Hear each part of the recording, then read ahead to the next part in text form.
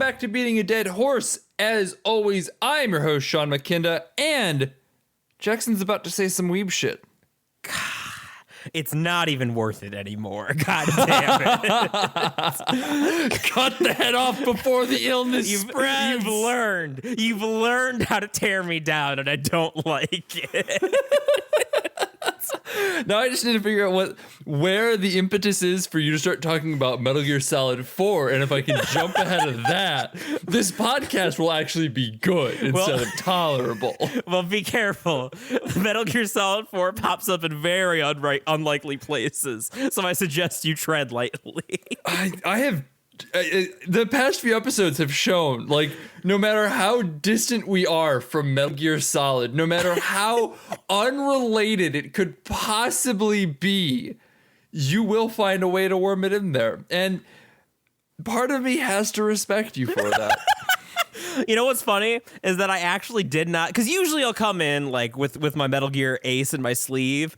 I don't this week, even though JoJo and Metal Gear are a much more natural connection than like, what was that fucking stupid shit I made the MGS4 connection on? Bill and Ted. Yeah, I was gonna say you got Bill and Ted. You connected it to Speed Racer after I got done talking about skateboarding. We're talking about JoJo this week, folks. Oh my god! Yes, after a long break in between part 3 and part 4, we have returned with part 4 with Josuke's just goofy, weird. There's a word I'm looking for. Is it strange? It's his strange happenings. It's JoJo's Strange Happenings Part 4. So, if you are unfamiliar with JoJo's Bizarre Adventure in any form, it is an anime. First of all, run. Yeah, get out while you still can. Second of all, wild that you chose to start on our part 4 episode. If you really want to know about it, you can go way back to our part 1 episode. Also, I don't know how good that episode is anymore. I feel like we've gotten better as podcasters since that part 1 episode. That was it within our first year, I have to imagine. I think it was, yeah. So it might be a little rough, but if you're still with us at that point and you're still unfamiliar with it, JoJo is an anime. It is clearly inspirational to Persona, if you're unfamiliar with that. It's basically people who are punching each other with ghosts. That's the gist of JoJo. This part is a small town murder mystery, wherein there's a lot of filler stuff where people punch people with ghosts, and that's JoJo's Bizarre Adventure. That's just JoJo's Bizarre Adventure Part 4, at least. Because the thing about JoJo that keeps me coming back to it is that it is that's not an inaccurate description, but that's also not the full picture. Because this is a series that started as like a Victorian horror drama. To go back to part 1. Go back to part 1, though. I might be with you. I still am not sure where I would put part 1 in my rankings. Because like we'll talk about that in a bit. But the point is that like every part of JoJo, and this is both a blessing and a curse, I would say, is very distinct from one another in terms of tone, in terms of setting, in terms of plot, because it is as of this recording, 8 different story arcs across 2 different continuities, each with a different main character in this broad, like, heroic family lineage. And like that's the stuff about it, the fact that it's so long running, that it covers so many different genres, that it covers so many different tones while still being unmistakably JoJo. Like even the stuff that happens in the stand parts, like after part 3, where it basically becomes like in practice a functionally different show. Like there's still very obvious lineage in the Victorian drama stuff, like all the way back in part 1. So it's a crazy ride. It's crazy that to go from part 1 to part 4, where it goes from this very buff, muscular men, early 80s, 90s anime, manga type stuff going on in this weird Victorian horror drama, to lithe, young protagonist boys in part 4 with this weird, almost inverted art style, like coloring going on. And it somehow feels perfectly natural from point A to point B. It's so strange, and I think that's why I find it as a series so endlessly fascinating, despite the fact that JoJo is very dumb. It's the stupidest show in the world. It's fucking garbage. But there's and I say that with affection for the series. I wouldn't have watched some nearly 100 episodes at this point if I didn't have at least some affinity for it. I can't in good consciousness like recommend it for its quality, but at the same time there's just nothing else like it. Like even the stuff that inspired it. I got into it like because you would watch part 1 back in the day, and so like then you were telling me about it and like it sounded neat, so it stuck around. And then when I heard, being a big Persona fan, that particularly part 4 had inspired it, that's what, between those two things I was like, all right, time to go give it a shot. But like it's so like, yeah, a lot of the surface level elements of part 4 and Persona 4 are really similar, but in practice they're so different. If you are somehow just now joining us on our JoJo episode, but you're a longtime listener anyway, the fact that I watched JoJo before Jackson should be a wild revelation. That's like a deep lore cut. It truly is one of the most inexplicable things. Sean truly created his own villain. He really is like the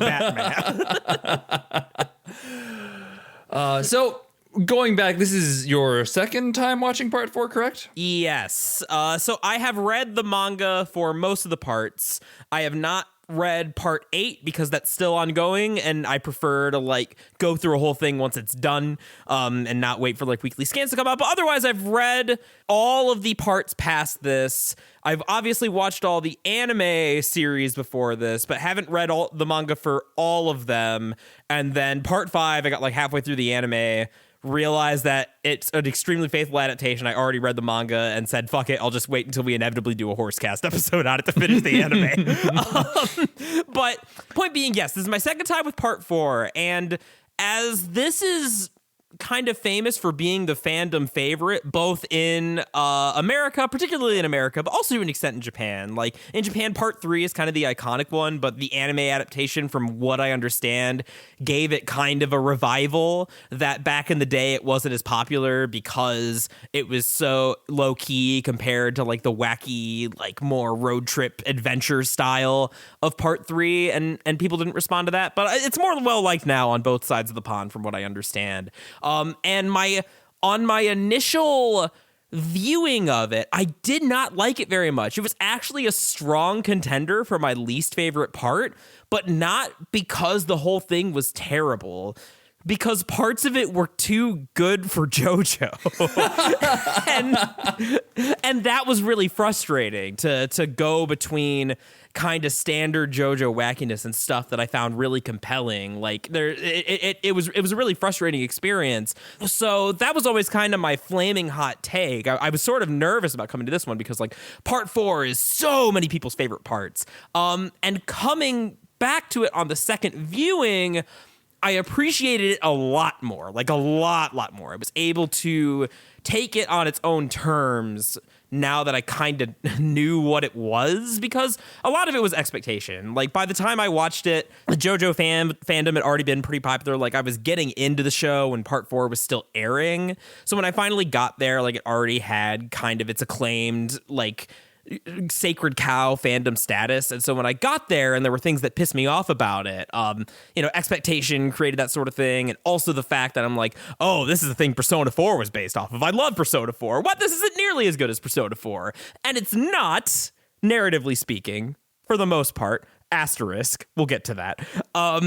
But now that I have a little distance, I can look at the whole series kind of in context, I appreciate part 4 a lot more. There are a lot of things that it does that are really unique, even by JoJo standards, and in a lot of ways, like Araki is growing as a writer, like very obviously, but that's also kind of the thing in that I think that he's growing, but you can see the growing pains here still. And in a lot of ways, I think this is actually the sloppiest part, which I think is what I was sort of viscerally reacting to. And what I mean by sloppiest is that, like, while there's a lot of stuff about it that's really great, and some of it is the best stuff in JoJo, period, like, when it's bad, by contrast, it's really bad. It's a really uneven experience. And knowing that going in, I feel like I was a bit more prepared for it. Whereas the first time around, basically every time the show cut to like a random stand battle, I was like, this is boring filler. Go back to the villain, please. He's so good. And so that's basically part 4. That dynamic hasn't changed much, but I'm more used to it and can appreciate its unique qualities a little bit more. I'll give a part ranking at the end, but I want to let Sean talk for a little bit. So thankfully, if you did listen to our part 3 episode, I was pretty dour about part 3. I attribute part of that to just binging it, which I think definitely was an aspect of it. I binged part 4 as well. It was a little bit more spread out. I took a couple of days break in between, like, basically my binge sessions. And I'm happy to say that I liked it a lot more than part 3. Jackson's entirely right in that the highs are very high and the lows are very low. I would describe this as the most JoJo directly because of that. I would also agree with this description, having read beyond this as well. Yeah, so this is the part that really accentuates why people like JoJo's Bizarre Adventure, and if you don't like JoJo's Bizarre Adventure, why you don't like JoJo's Bizarre Adventure. So for me, it was kind of a mixed bag, because I've never particularly disliked it. Even part 3, where I was dour, as I said, I never really hated it, because there were still moments in every episode where I'm like, oh, this is great, I like this. But even in this, there's just chunks where I'm like, this fucking sucks. I don't want to watch this right now. Like in the first half, the first half of the part 4, I would say, there's like 12 minutes of every episode that is just really fucking good. There's 5 minutes that's okay, and then there's like 5 minutes that I'm just like, just stop. And so like the fact that there's still 12 minutes of like, I'm enjoying this, I want to watch this, powered me through. And then for the other time, I would, pick up my phone and play Pie-Cross, or like play Animal Crossing or something, and just half pay attention. And that was by far the best way to do it, because oh my God, there are sections of JoJo that just are absolutely not enjoyable to watch. And that's a bummer, because there are, like, as I said, those other 12 minutes are really fucking good, and they're really engaging anime, and I want to watch it, and I want to have a good time with it, because things are interesting and things are happening. And like the characters in part 4 just in general are really, really fucking good. There's a couple of asterisks on that one, and we will definitely talk about that, because there's one in particular that I do want to talk about. But like, Rohan's great, Koichi's great, Josuke's great, Okayusa, I just butchered that name. Jackson, please correct me. Okuyasu, close enough. Okuyasu, all of them, the main cast, are absolutely wonderful. They're great. They're actually characters, as opposed to the past time in part 3 where there was Polnareff and Kokichi, and I think there was a third guy, but I think that's the problem right there, is they weren't characters. I made a joke about how Kokichi was literally just a cardboard. His name's Kokichi, right? His name's Kakyoin. Kokichi is the Joker from Danganronpa 3. Yes, Kakyoin was absolutely nothing.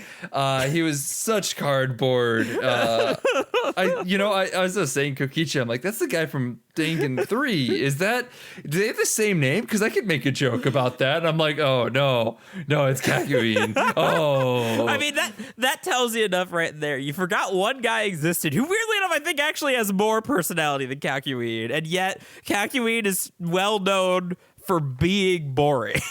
Yeah. So part 3's characters are absolutely nothing. Part 4's characters are all really interesting. And like, I think Josuke is a far more interesting protagonist, just because he isn't just like, enemy, punch face, go hard, pass out, see what happened. And like, there's some actual, like he channels more of like young Joseph, where there's like, and next you're going to say, how did you know I was going to do that type of shit. And that's a lot of fun. And it's also a lot more about like exploring and understanding how things work, as opposed to just punch face, go hard, pass out, which was kind of boring in part 3. So I really like part 4. The villain is also wonderful when we get there. The final like 8 or 9 episodes are all absolutely stellar.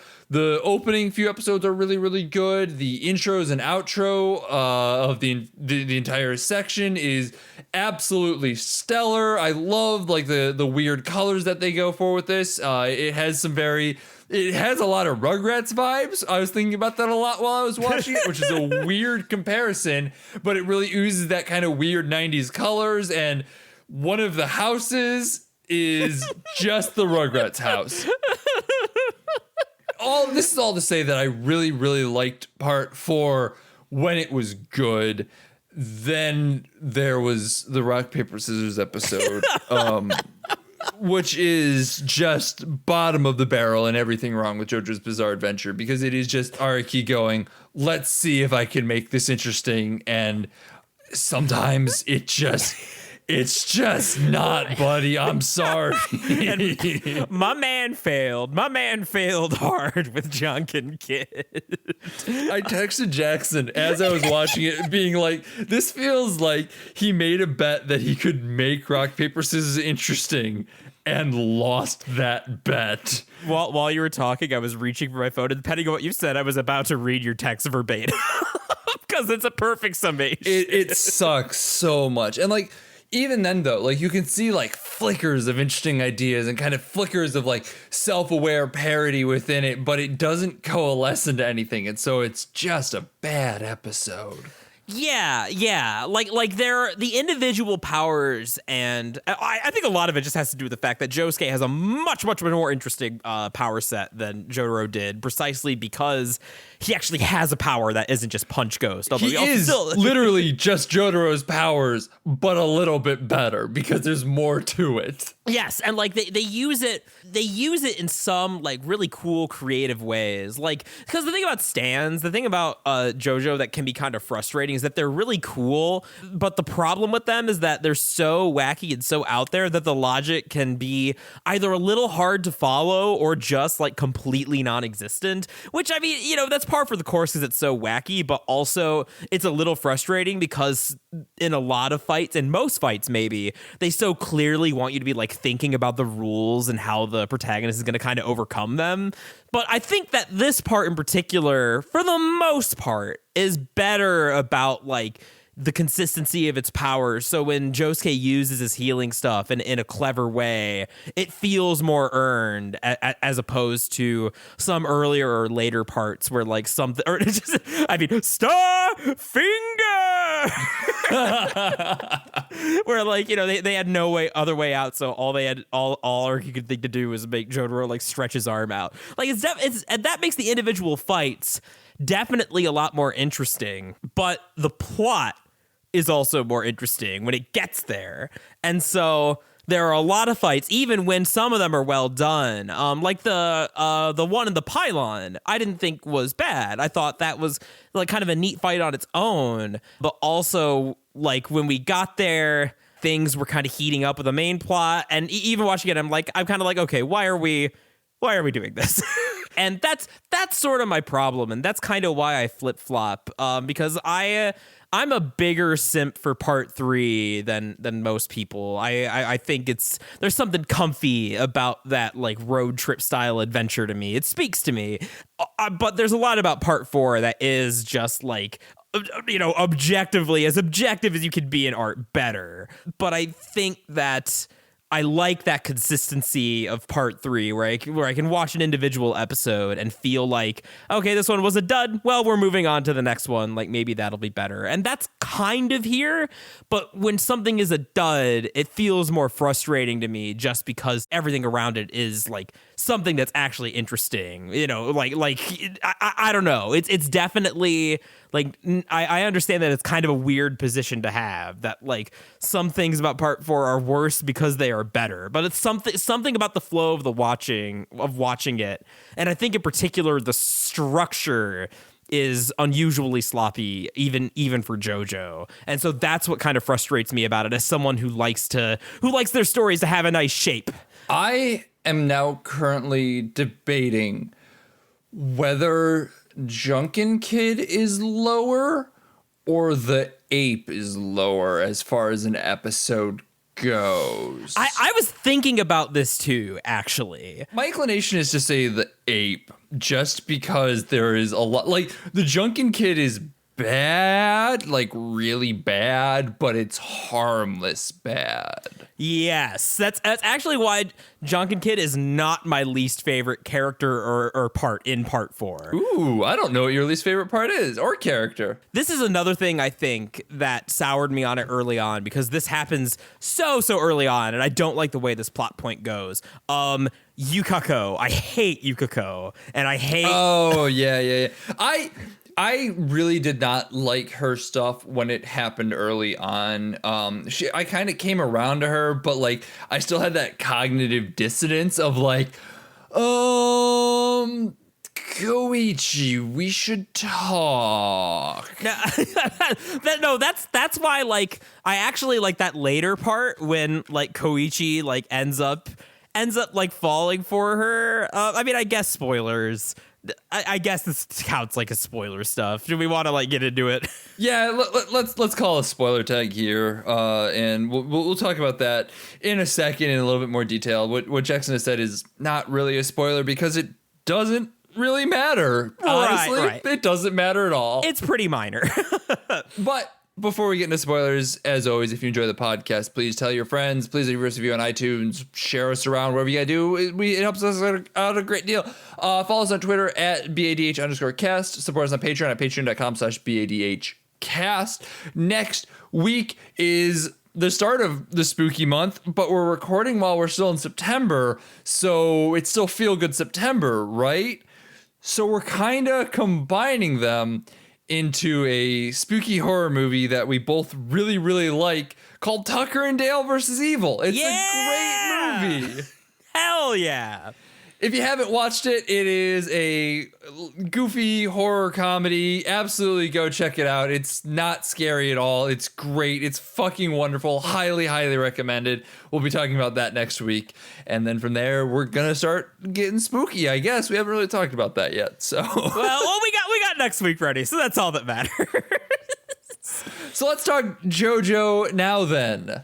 Yeah, so Yukiko, I agree. Like, my gut also says that ape episode is worse. Although I would argue that Yukiko is even worse than the ape, because the ape is really creepy, like really, really creepy. It doesn't say anything nice about Araki, that he thought to include this, and that he thought it would be a funny meme. But with Yukiko and like her character, like there was I disliked her introduction because the whole vibe of it was already kind of like, oh ho, women, am I right? Like, they're so crazy. Like, Araki's never been good about gender. Even by the standards of anime, I'd say JoJo is noticeably worse than, like, you know, something like Dragon Ball, right? And Dragon Ball's already not great. It is hashtag problematic, to say the least. JoJo definitely be a problematic fave of mine for sure. But with the Yukiko stuff, especially later, like, it goes beyond just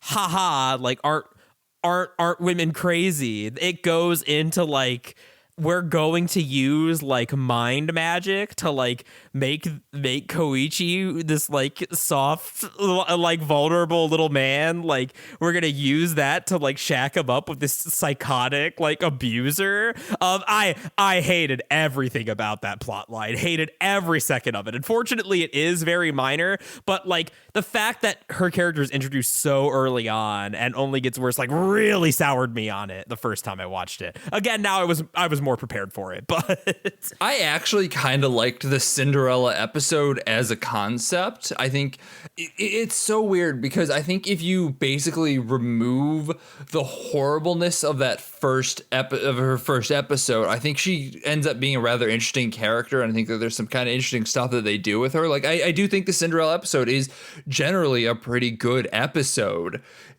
But as soon as you add on the fact that she stole him and then tortured him, it becomes horrifying in a totally different way, as opposed to something that's kind of interesting and almost exploring the psyche of someone who is young. And delusionally in love to a wild extent. Like that is almost a very interesting episode, and like the premise around it's really interesting, and then like the way it kind of ends is a little cringe, admittedly, but I do think that as a concept for an episode, it's not bad, and the meat of it is fairly interesting and well done.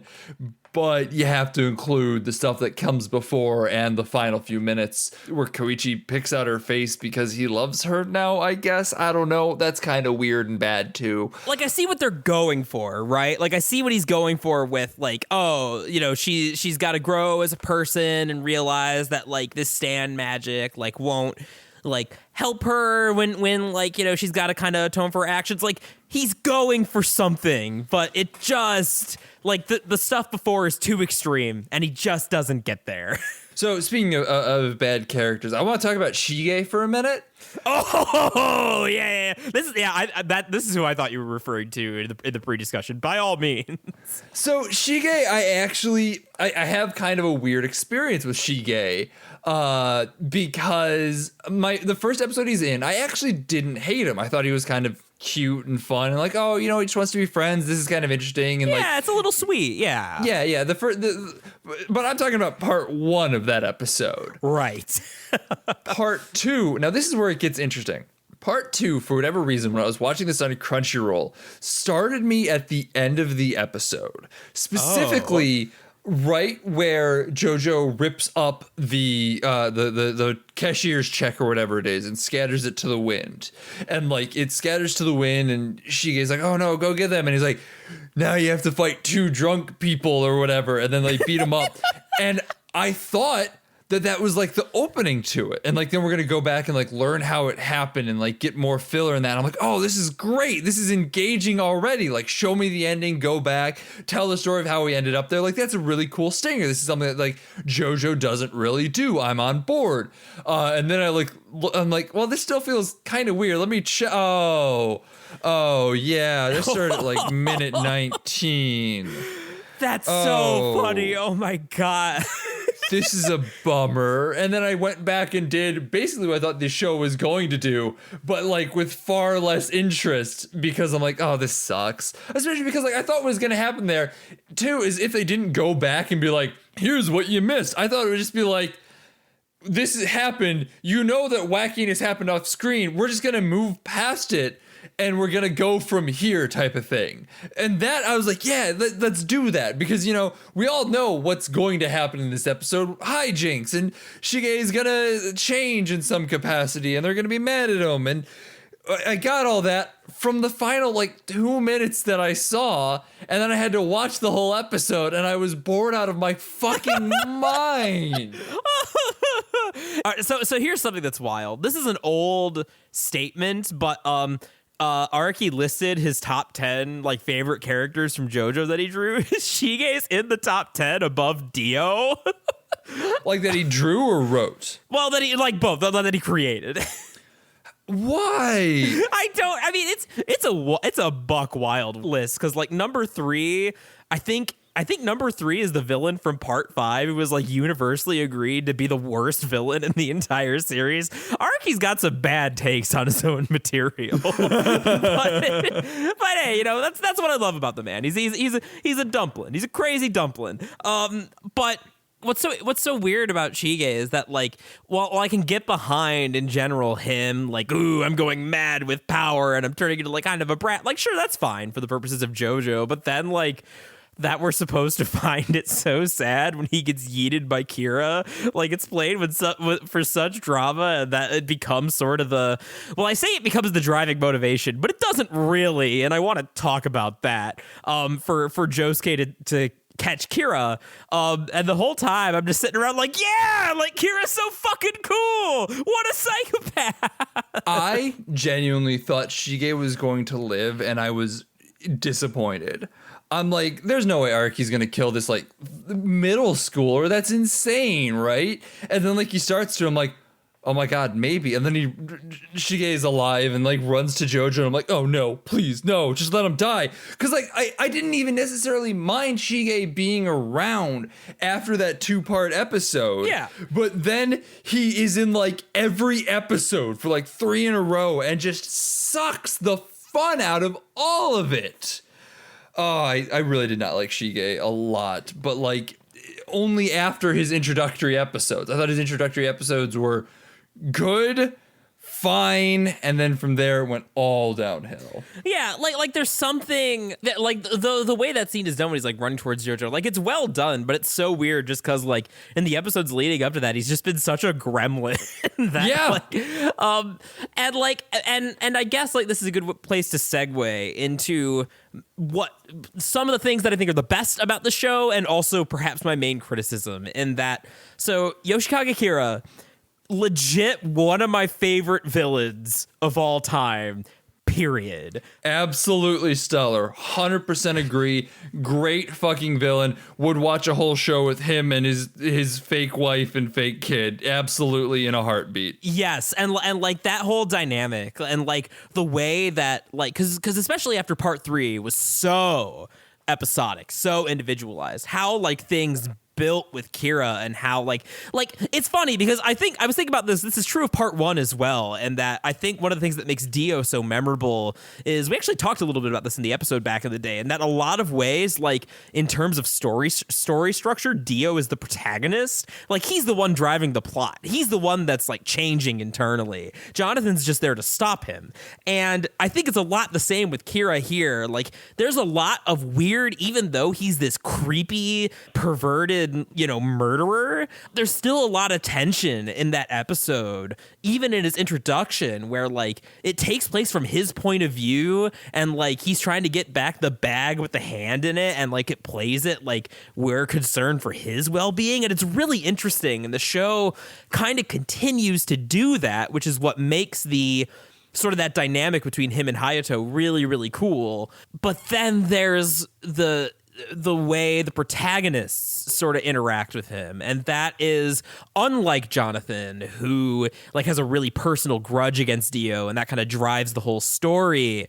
I feel like Kira is a great foil to Josuke in a lot of ways that are pretty understated, like in their stand abilities. I think that like their personalities are surprisingly similar. Like Josuke is the first JoJo that isn't this like larger than life like badass. Like he's still a badass, but he mostly acts like a normal teenager. Like his mom yells at him for playing too many video games. He just kind of wants to putz around with Okuyasu all day, and like comes up with wacky schemes. Like he takes a lot after Joseph, which I think those are cool connections to make too. But he does feel more realistically like a teenager than any other character, and I think that really works.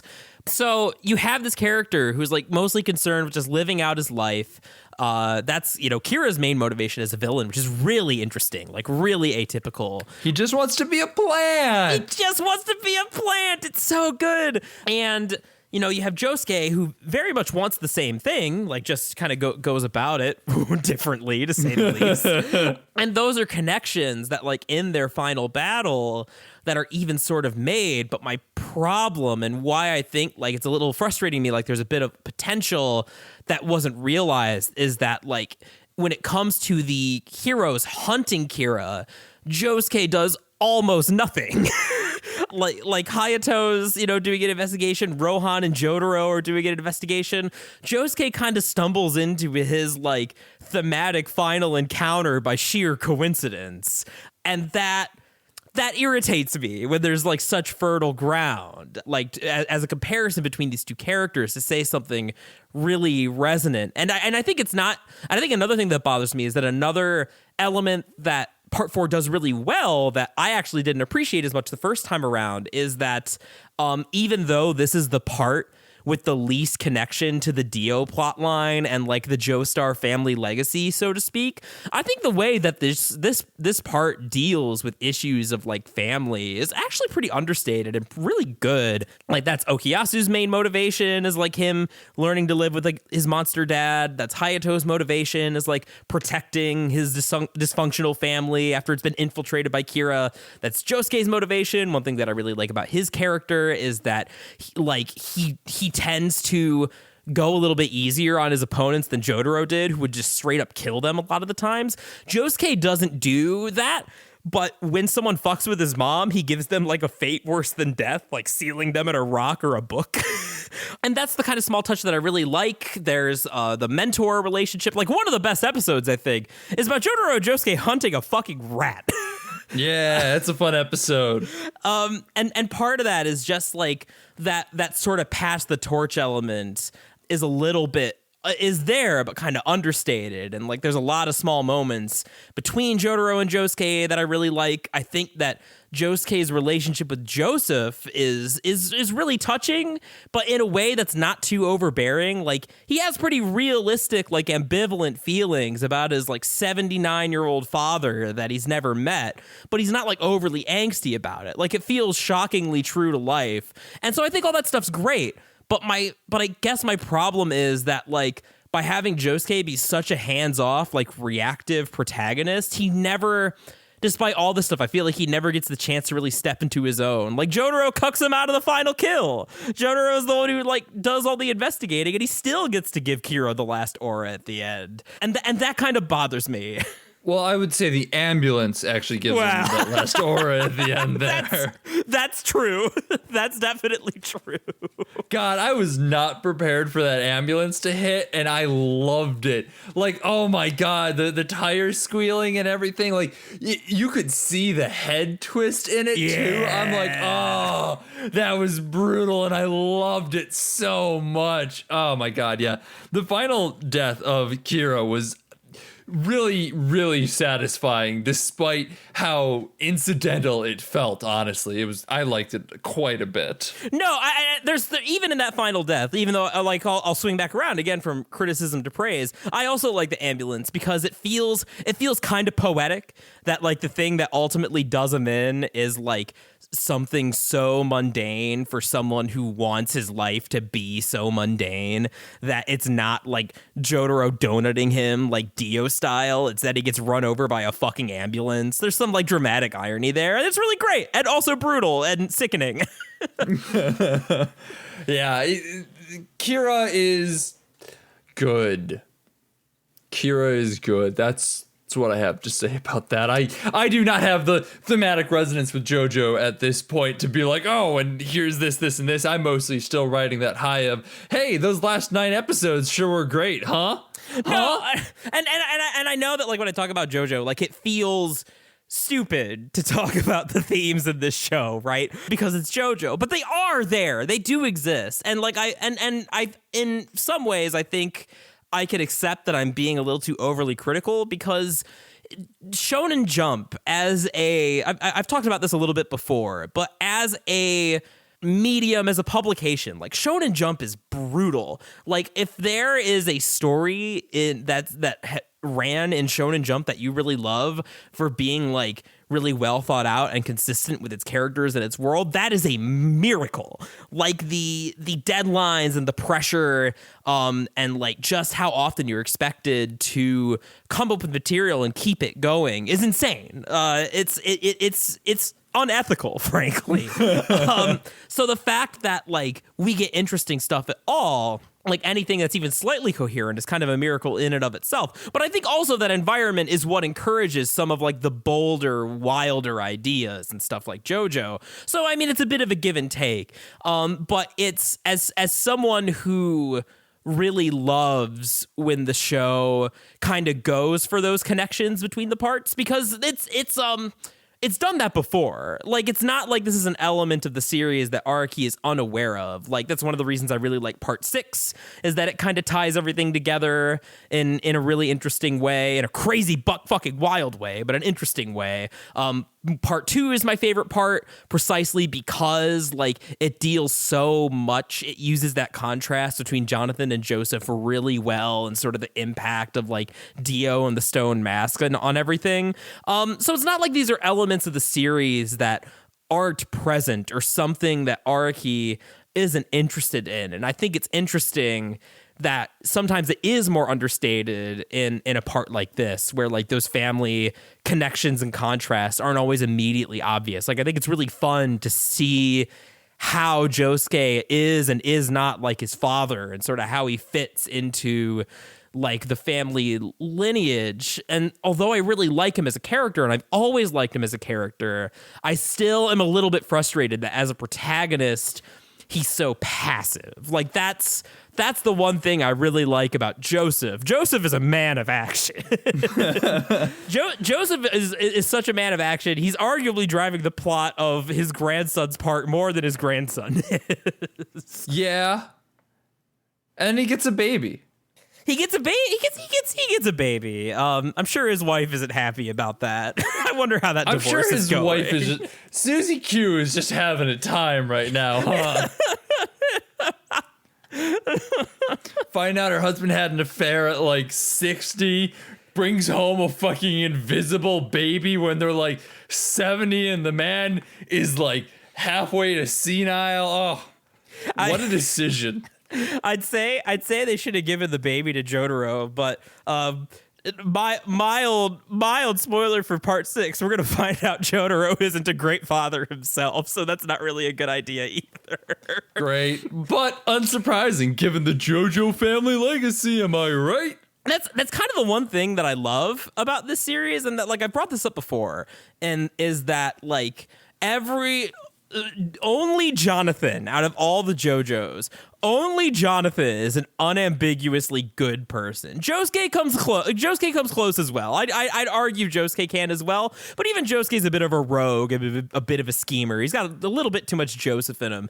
And I think, to be fair, I give Josuke a pass here just because he is like a lightly rebellious teenager. I wouldn't call him like bending the law. I would say bending the law, but not really breaking it, rather. No, like, yeah. He's operating outside societal norms, but not with the middle finger up. Just like, I'm doing my own thing. I'm not hurting anybody. I want people to have a good life, but I'm not gonna like fuck somebody over type of thing going on. Josuke's a good person, but he's not like a goody like Jonathan was. He is not the Boy Scout that Jonathan is, no. Yeah. And I think that's really interesting, like the way that interacts. I feel like that's a part, especially in part 2, something that like we're really interested in reckoning with. And I think even part 3 to an extent is interested in this, of like, how, like, what is the Joestar legacy? Is it like, pure good boy Jonathan, or is it something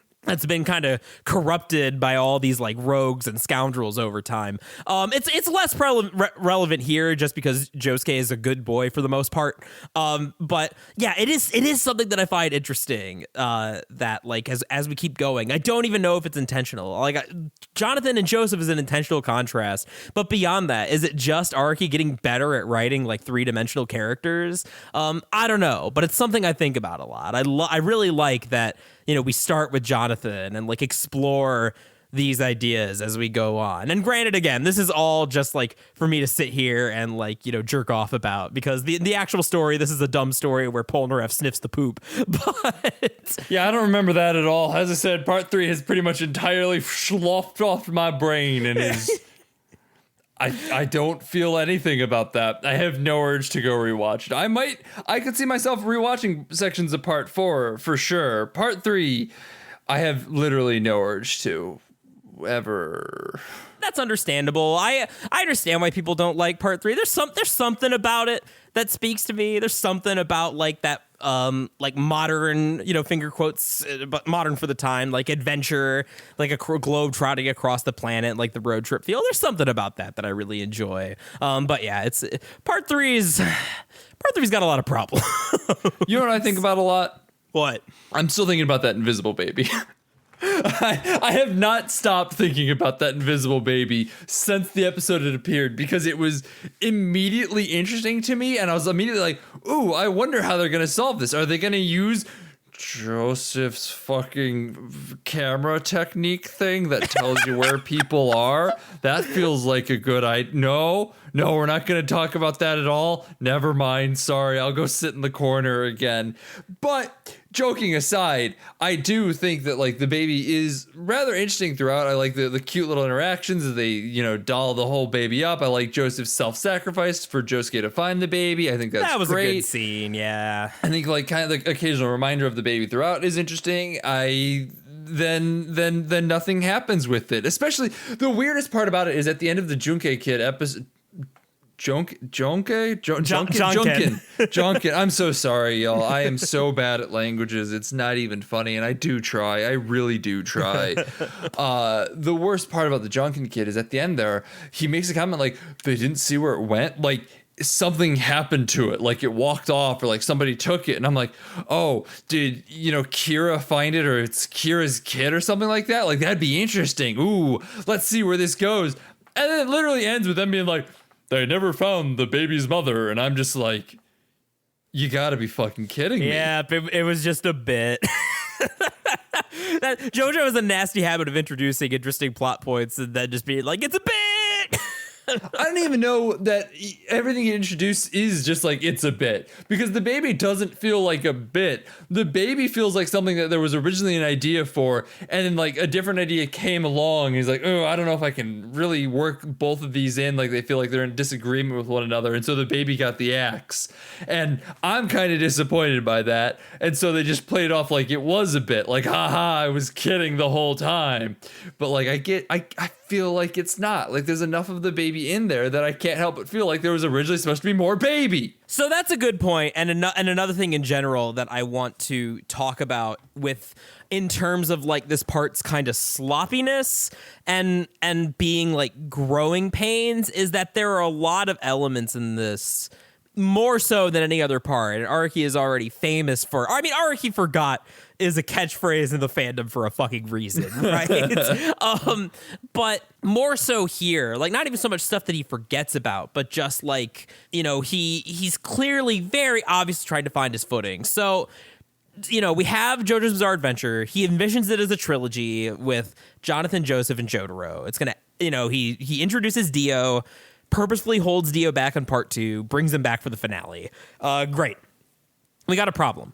Part 3 got really popular. Well, shit, this is Shonen Jump. We got to continue it. So, we have part 4, and it feels like, especially if you read the manga, pretty infamously so, that like we spend a lot of time just trying to figure out what JoJo looks like in a post-Dio world. And that, like, if you look at the art style, like, there are some hideous panels of Josuke, like, kind of drawn like a part 3 muscle boy, even though that doesn't fit his character at all. And like, eventually he gets like his character design around the time like Kira shows up, and like the plot actually becomes the plot.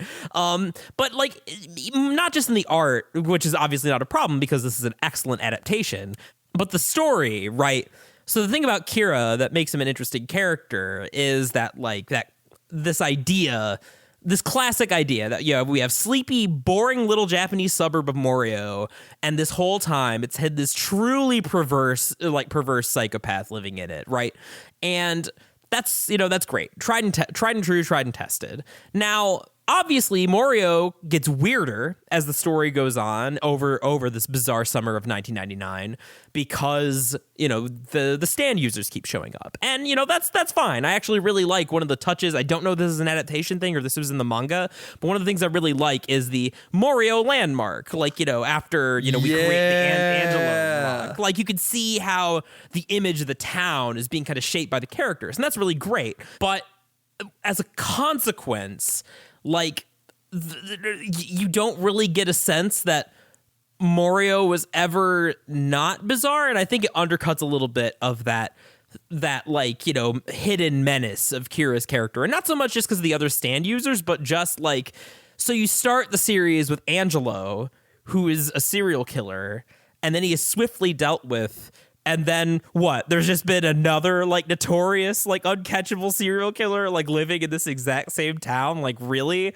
And then there's also that other guy who has that terrible, well, the stand isn't terrible, but he's a terrible character, that Red Hot Chili Pepper electricity guitar man. He's the bad guy for a while, and he wants to go around creating stand users for no reason at all. Give it that big old shrug. I just stands. I make stands, and they fight for me, and I want to be a rock star.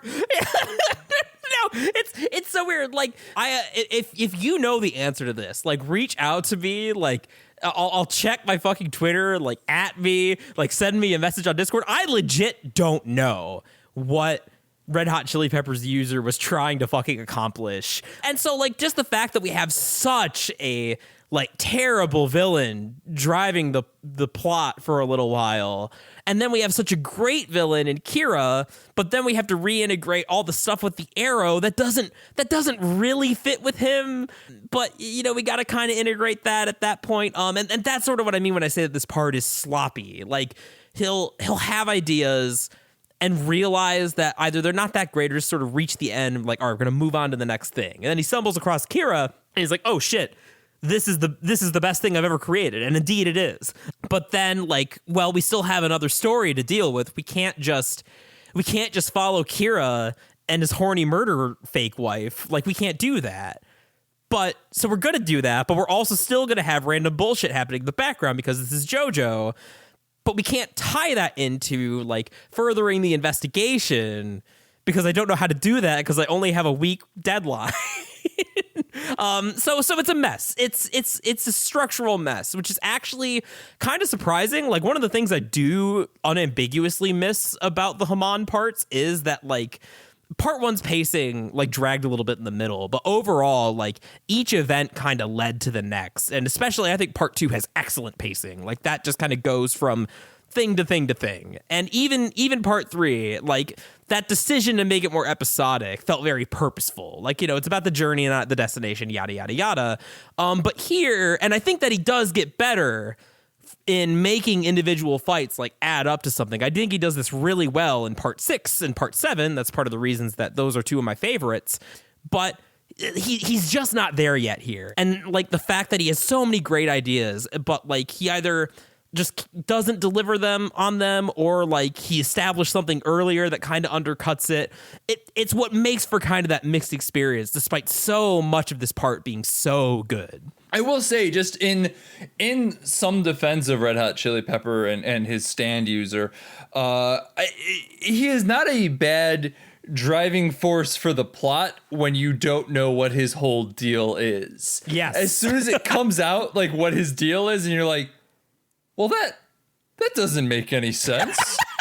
True. No, that's absolutely right. That's 100% correct. Because I was really into it when I'm like, ooh, here's this mysterious dude that seems to be worried about Jotaro for some reason. And I'm like, oh, what's his whole deal? And like, I don't even know what my deal is, honestly. And then you go, okay, so you didn't know Araki, huh? And nope, no idea. And you go, okay, never mind. It definitely feels like we're gonna build up like Chili Pepper to be our big bad stand, and then he had the idea for Kira, and he's like, oh fuck this is way better. Yeah, I mean, honest to God, that's kind of the vibe I got. I thought that this Red Hot Chili Pepper dude was gonna get really good or really interesting at some point, and then he just doesn't. I'm like, wait, oh, that was it? All right, never mind then. Moving on. All right, so let's wrap this up with a quick rundown of your part rankings. I'll give mine after because mine's going to be short and sweet. I feel like you're going to have a little bit more to say about your stuff. So please, Jackson, rank JoJo as you can currently. All right. We're going to include manga parts as well, so I'll keep those brief. We're going to start from the bottom and go to the top. So my least favorite part is 5. I'm sure we'll do an episode on that eventually. I don't think 5's bad. There's a lot that I like about 5, but in a lot of ways, I think it's the least exciting. In some ways, it's kind of the opposite of part 4 in that it's maybe too competent to the point where it's boring. You need a little bit of chaos thrown in of just a bad episode to really invigorate everything else. Yeah, and like the highs aren't nearly as high. Like there's some fun moments. Like I don't hate part 5. I think honestly it comes down to the fact that Giorno is the worst fucking protagonist by a country mile. He's so fucking boring, which considering he's the weird like twin dad son of Dio and Jonathan is really disappointing. I no idea what that means, and I'm very curious about it now. It's much less exciting than it sounds, I'm afraid. So part five at my bottom. I think I go back and forth. Like part 1's kind of a wild card for me. I think I'd put it next, a comfortable distance away from 5. I've said before, and I'll say it again, I really, really love the beginning and the ending of part 1. It's that middle stuff with like the battles, and that kind of is a bit of a damper for me. It's not horrible, and mostly because it's short. Like I think those middle episodes where you're just sort of fighting are really boring, and Dio's kind of out of the picture for a while. But you know the stuff around it is so good. I think it's overall like a good start. But even then, I'm not sure. Like you know, I might put it higher, but this is just how I'm feeling right now. Next, I'd probably put part 3. I like it more than most people in the fandom. It's definitely got a lot of problems.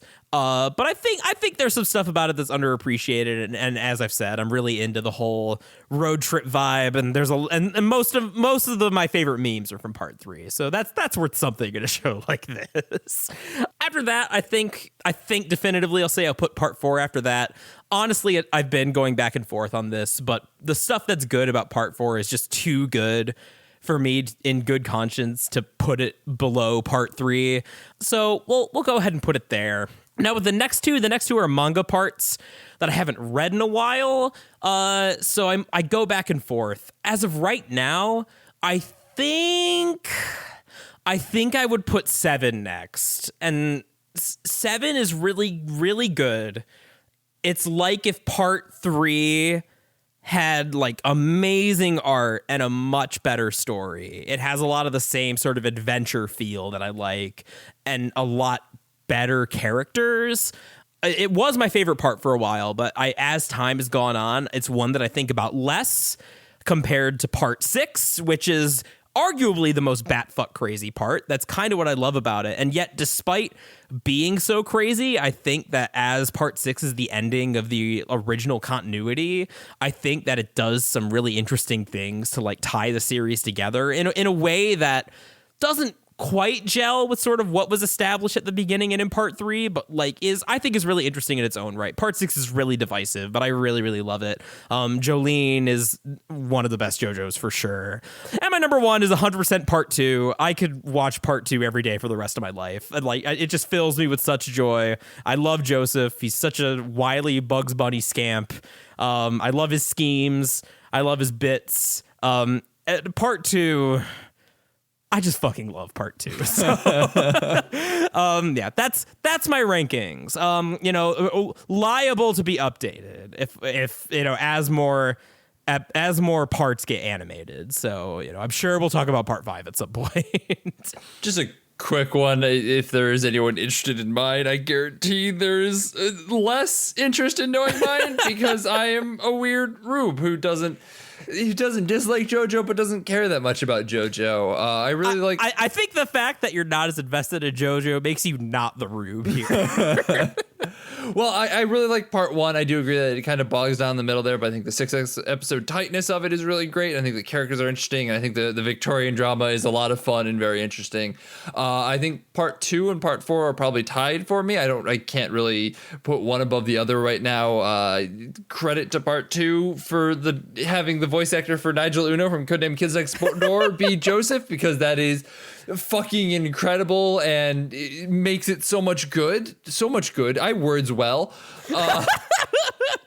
And then way down there is part 3. I really, again, did not care for part 3. There are some decent memes from it, but like, no, just no, man. It's like trying to binge watch the original Scooby-Doo. Like, it's fine, but like, why would you want to do that? There's nothing to it. So I'll say this. I think I said this on our part 3 episode, but I'll say it again because I think it's worth saying, especially because part 5 is a lot more like part 3 in this way, and that it's more like kind of a string of episodic battles. The comfiest way to watch a show like part 3, the way that I originally watched it, was just like every morning I'd wake up, I'd have my little bowl of cereal, and I'd go over and I'd watch one little arc of part 3, whether that was just one episode or like, 2 episodes, like if it's a 2-parter. I would watch that, then I would be done and I would move on with my day. And it was perfect for that. It sounds like the best way of doing it for sure. But I still don't know that I necessarily want to watch all 40 some episodes again. Like, that's a lot. That's a big ask. If you didn't really like it the first time, there's no reason to go back to it, frankly. I don't think your opinion would change on it much. But yeah, but if you're going to watch part 3 for the first time, that's how I would recommend it for the audience out there. I will echo that, and you should listen to our episode on it. I'm sure Jackson said some interesting things, and I'm sure I sat there sounding sour and upset. So, Jackson, do you have anything you want to wrap this up with? Well, I'm glad that I was more positive on part 4, just because it's always nice to like a thing. Like, that's nice. I was really worried coming back that this was going to be my least favorite part. So it's been joyous to be pleasantly surprised on the rewatch, and also nice that I feel like less of a heretic in JoJo conversations now. So that's good. And I'm happy I just kind of enjoyed JoJo Part 4. I did have a great time with it. I did not think it was offensive to binge in any way, shape, or form. So if you are just somebody who wants to binge an anime, Part 4 is a pretty good one to do. Fuck Junkin Kid. He should have gotten hit by that truck. He should have because the best thing about Rohan is that he just doesn't give a hot fuck. So it would have been great if he just let him get yeeted by that truck. Yeah, we haven't had a good red mist in a while. True. Thankfully, we will next week. Oh, thank God. We're going to have a couple good red mists next week. I'm excited. For now, though, I'm Sean McKinda. You can find me on Twitter at Sean_McKinda. I've actually stepped away from Twitter. I still check it occasionally just to check my notifications, but like, it's been nice. I'm not on it as much anymore. Fuck Twitter. It's bad. Twitter's a pox, but I, Jackson Keller, will give out my Twitter at Jackson J. Keller this week and this week only, just in case you want to explain what the fuck Red Hot Chili Pepper was trying to accomplish. Because I would legit like to know. I have no idea. Yeah, please tell us both, honestly. I'm curious as well. I just kind of wrote it off, but like, if you can explain it, I would like to know. If you want, you can also tweet at BADH_cast. I check that account occasionally, but it's mostly to be like, hey, this is what's coming up next. This is what's been released. This is if we have to like delay the episode or something like that. That's the place that you can go check that out. If you want to get in contact with us a little bit more directly and yell at us or even have like an actual discussion with us, the best place to do that is on our Discord. You can get access to that for only $1 a month over at patreon.com/BADHcast. $5 a month gets you access to our Discord as well as our backlog of bonus episodes. We have a bunch of really, really good bonus episodes up there right now. You should go take a listen. $10 a month gets you access to everything I've said before, as well as the ability to request bonus episodes. So if you have an episode that you want us to talk about, please, $10 a month. Just we'll watch whatever the fuck you want us to watch. That's literally anything, and that's a scary thing to say. So yeah, Jackson, you also get something else. I don't know what I'm talking about today, man. My head is out of it. JoJo will scramble your brain. This is why you shouldn't watch JoJo at all, kids. But thank you so much, Julia, Travis, Pat, Mom, Aunt Summer. Y'all are great. Y'all have. I see the attack of an enemy stand, and it's patreon.com/BADHcast. Its power is to give us money. Also, thanks Lords of Highway for using their theme song. I don't know how to segue off of that, but I'm just going to move past it. They're a wonderful band. You should go check them out however you can. Spotify, purchase their music, whatever it may be. Please support artists, support theaters, all that good stuff right now. They desperately need it. So however you can, support them. They're great. Also, thanks to 25yearslaterstate.com. There's a little button of us in the corner, but you should definitely go check out the other stuff that's happening around that site. There's a bunch of really talented people doing a bunch of really talented writing that you should definitely go read. finally, as I said, next week we're going to be talking about Tucker and Dale versus Evil. So please stick around for that. It's going to be a great episode. I love that movie quite dearly. It's going to be wonderful. It's good fun. I'm excited. I haven't watched it. I think you showed it to me in college, and I haven't seen it since. And it was, I'm everything about it fills me with joy when I still think about it. So this is going to be this is going to be a good one. Yeah. So till next week. Bye.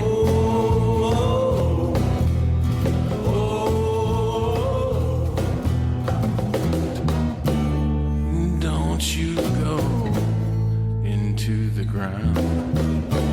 Don't you go